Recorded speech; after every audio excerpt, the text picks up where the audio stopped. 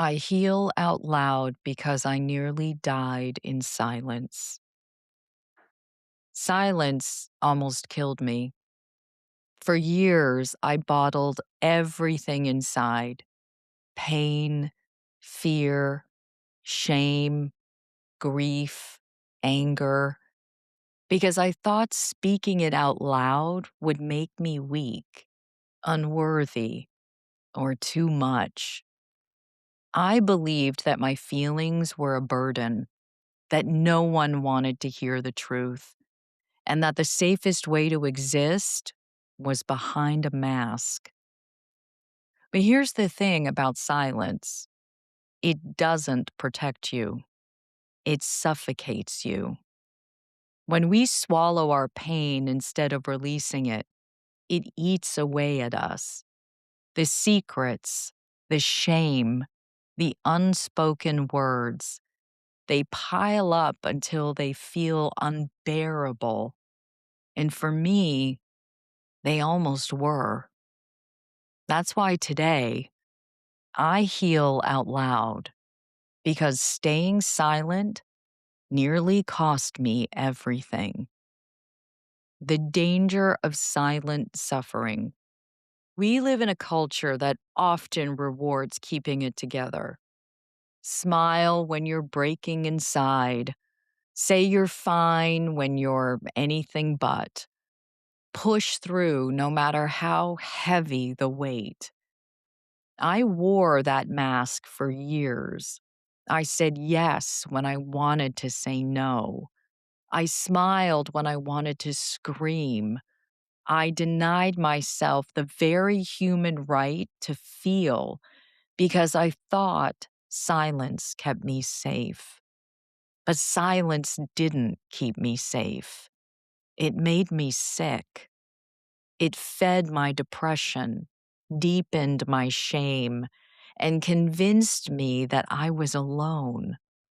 And when you believe you're alone, hopelessness creeps in. That's a dangerous place to live. Unspoken pain doesn't disappear, it festers. And the more we bury it, the more it convinces us we don't deserve light. Why healing out loud matters. Healing out loud doesn't mean sharing every detail of your life with the world. It doesn't mean turning your pain into a performance. It means refusing to carry it alone anymore. It means telling the truth to yourself, to someone you trust, to a community that understands. For me, healing out loud started with small steps: admitting to a friend that I wasn't okay, reaching out for help, speaking the words I had locked away for so long. Each time I spoke, the silence lost some of its power. When you voice your truth, you cut shame off at the knees. Shame can't survive in the light. And as I began to heal out loud, something unexpected happened. People leaned in. They said, "Me too." They shared their own stories. They told me I wasn't alone.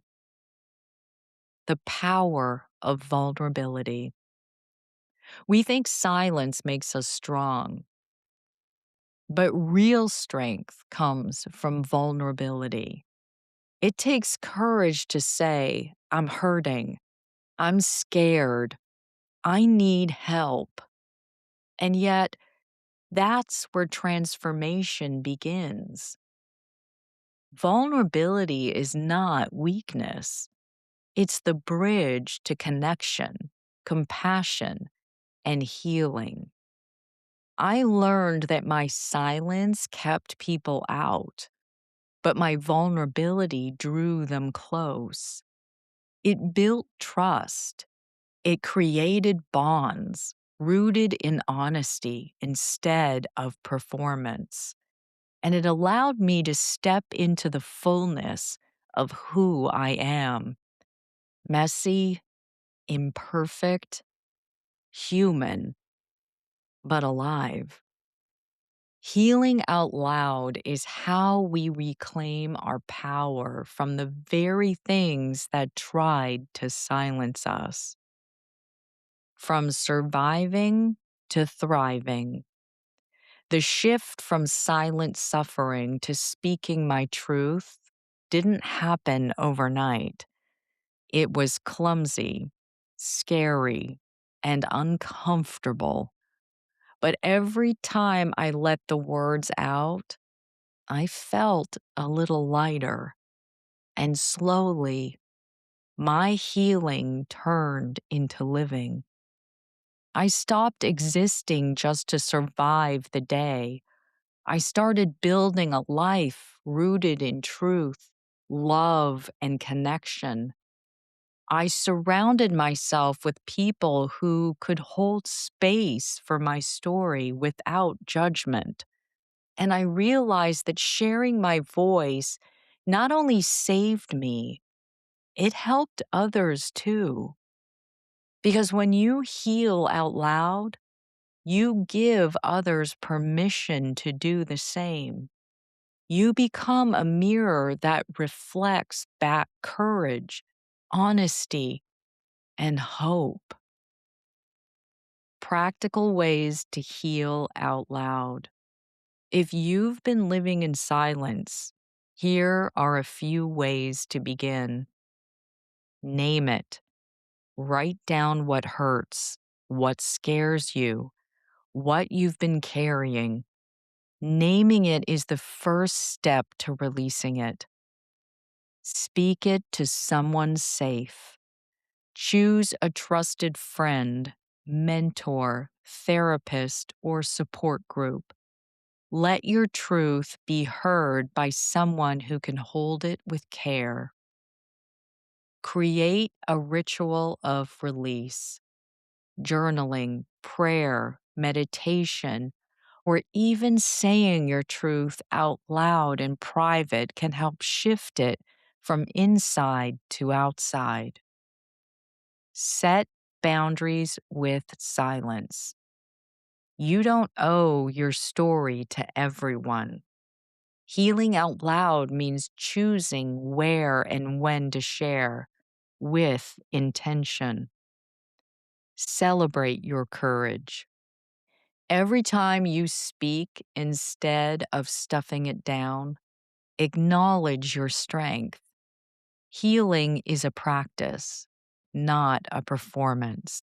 I heal out loud now, not because it's easy, but because I know what silence nearly cost me. I know the danger of secrets. I know the weight of carrying pain alone. Healing out loud doesn't erase the scars. It transforms them into reminders of resilience, proof that you can walk through the fire and come out stronger. Your voice matters. Your truth matters.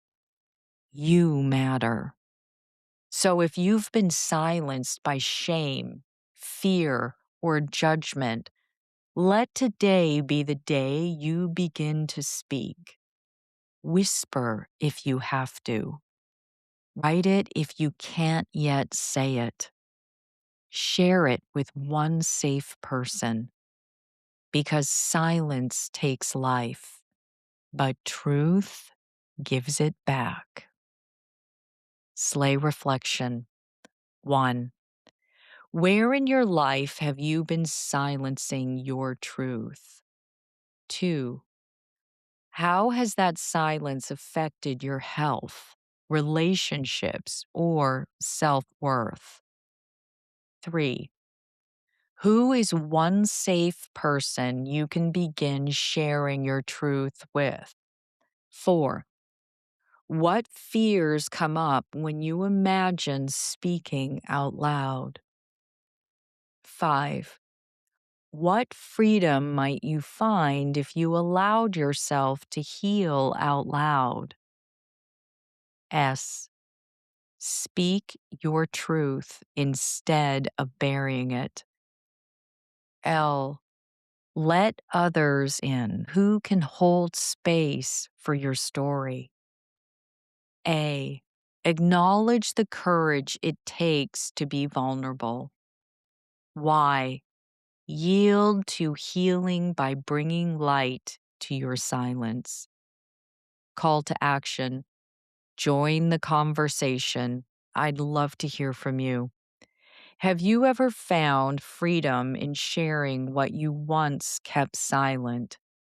Share your story in the comments. Let's cheer each other on. And if you know someone who's struggling in silence, send this to them. Sometimes hearing me too is what saves us. I'm Carrie Genzel, reading a blog from stateofslay.com. Slay on.